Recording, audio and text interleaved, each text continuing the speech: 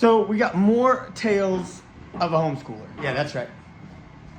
Sometimes, as I've mentioned before, homeschool doesn't always look normal. It doesn't look right, and that's okay. What you got to do if you're going to be a homeschool teacher, a homeschool family, you got to be willing to be flexible. Be flexible. Let things kind of just go with the flow a little bit, because you don't want to beat your kids up. Because the reality is that they react different to you than they do to other people. This is just a normal thing. They're going to act different to you than they do for other teachers and things like that, people who are not mom and dad. With mom and dad, they're going to push boundaries and push limits just a little bit more. And to a lot of parents, that will drive you crazy. But you also don't want to drive yourself crazy, and you don't want to drive them crazy. So you just want to be aware of the fact that that's a real thing, and you want to allow just a little bit of flexibility. So what we're doing today is literally Saturday. It is Saturday, and the boys want to go play with their friends. But we did not accomplish everything we needed to accomplish this week for classes. But we're not going to go crazy. We're not going to be all frustrated. We're not going to be mad about it. We're just... Here's Corey. Say hi to Corey. Do it. We're just going to get some things done here on Saturday morning, and just be like... There's also, I've known some homeschool people, and I've met, we talked about it when we were at the big conference in June, that there are some people who don't have this idea of not having a day off. No, I'm absolutely against not having a day off. I think you need a day off. I think your children need a day off. I think you need a day off. I think for your sanity, for your children's sanity, for people to not be frustrated and stressed out, it's like ultimately... Nah, man. Please. Chill, dude. Hey. So ultimately, I think you do need a break. I think they need a break. But like I said, it's all within reason. So at the end of the day, you got to have perspective about... And there's the puppy. So like I said, you got to have perspective about what is most important. Like I said, so I've heard people at the conference, and they talked about how some people would just literally they'll have this no days off. They'll have a little bit of work every single day. So it's they have this idea that, oh, your brain is constantly learning and it's constant repetition, so you're never really losing it. And that isn't wrong, but it's just not necessary either. And that's no criticism any of you who are deciding to do that. I'm just saying, in my opinion, in my recommendation, and from the experts who are way smarter than me, that's not what they recommend. So yesterday, the boys were having a little bit of challenges, and they kind of destroyed their room. Yeah, so, well, no, we're not going to go in there. Let's not go in there. The reality is that normally they have their school done in there. But today, Colton's got his desk set up right here, right behind the couch in the living room. And he is going to work right there. Just little, pop-up desk. And Corey is working in here in the kitchen at the glass table, because it gets them out of their room. It gets them to not have to, well, like I said, they kind of destroyed the place anyways. But it gets them right here with me, because we have a puppy right now. And with this new little puppy, he is constantly in everything. So if we keep their bedroom door open, which is what they prefer, they don't like being closed off, which I get it. I don't prefer them to be closed off. But if we keep their bedroom door open, then what the dog does is he runs in there, he chews on everything, he makes a mess out of everything, and he's always up in their business. And their room is carpeted. So we don't want him... We're still working on potty training him. Hey, he's got a bag. He's got a bag, dude. Stop. So anyways, like I said, you got to be a little flexible. You got to be willing. Some people, structure is important. And so I'm not criticizing those people who are all about structure, because I know people who have they have their own school room. There's the one room in the house that is the school room. They have desks lined up, and they have everything in little cubbies, and they have everything very structured and very systematic. And they're look, they feel like the mentality behind this is that it keeps kids on the same orientation that they would have, the same mentality when they were back in school.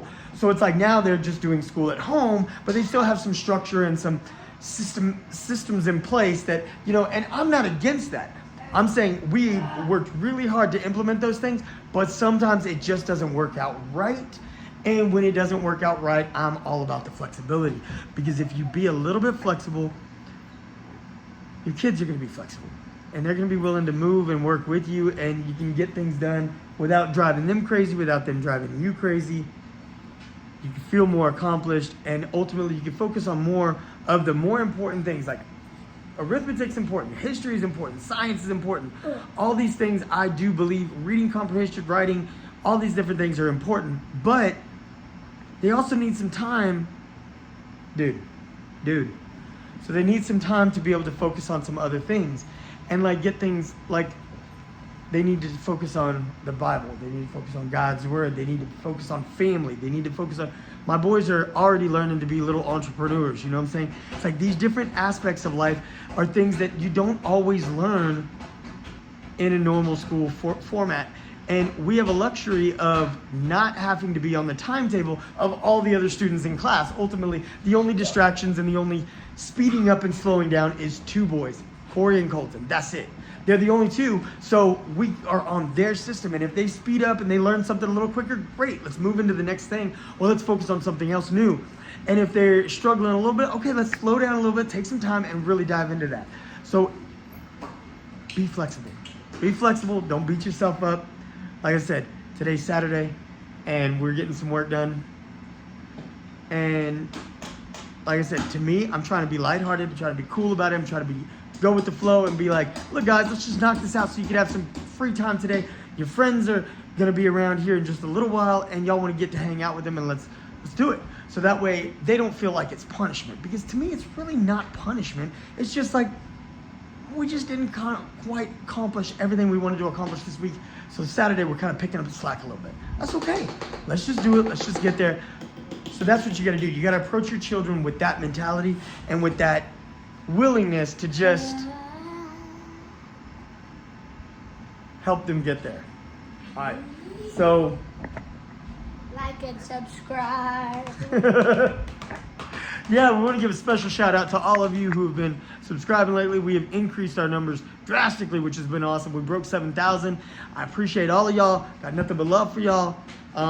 Yesterday we broke over 7,000, and it was just cool. Super exciting. Is this video gonna be on the Bayless Boys, or you'll be? Yeah, it's on the Bayless Boys. Yay! Yeah. All right. So like, subscribe, ding the bell, get your notifications. Stay tuned, and share your stories. Take this as inspiration. I remember there was a guy, a great guy. I can't think of his last name right now. I'll share it later. His name is Ty. He's a writer, and he was one of the keynote speakers during the conference. And one of the things that he was talking about was the idea that a lot of people, they post these pictures on social media about homeschooling, and they're always like these perfect pictures. They'll show a notebook and a laptop and pencil and pen, and everything's neat and perfect and tidy. Then they'll show a picture of their desk or the little cubbies, and everything is perfectly structured and perfectly organized, and nothing is out of place. And they think this is cool, which it's not cool, but it's also not cool, because what it does is it's very discouraging to other homeschool parents who are getting onto social media, and they're just like, that's what homeschooling looks like? Homeschooling looks so perfect? I'm trying, and mine looks like a wreck. And so it's just a little bit of encouragement. Be willing to take a picture of the mess. Be willing to take a picture or a video, put it on your, if you don't have a channel on YouTube, that's fine. Put it on your Instagram, put it on your Facebook, put it on wherever.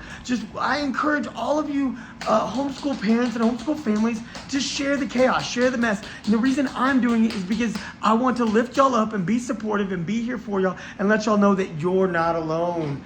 You are not the only one that it's a mess for, and it's okay. It's okay, because that's why homeschool moms and dads, they get discouraged and they get frustrated and they want to quit, and they're like, mine's a mess, and everybody on Facebook, their stuff looks tight.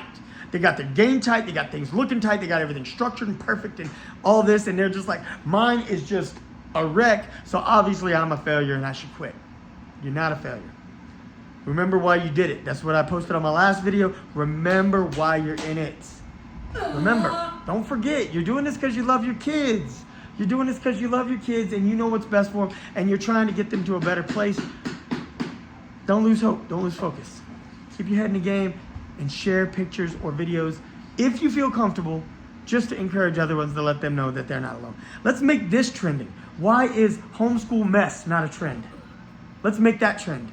Let's get on X. Let's get on Instagram. Let's make that a trend, okay? Homeschool mess. Yeah. All right, let's do it. It's your boy. Bye. It's all you boys. Corey's over there working. Colton's right here. I'm right here. It's your boys. We're out.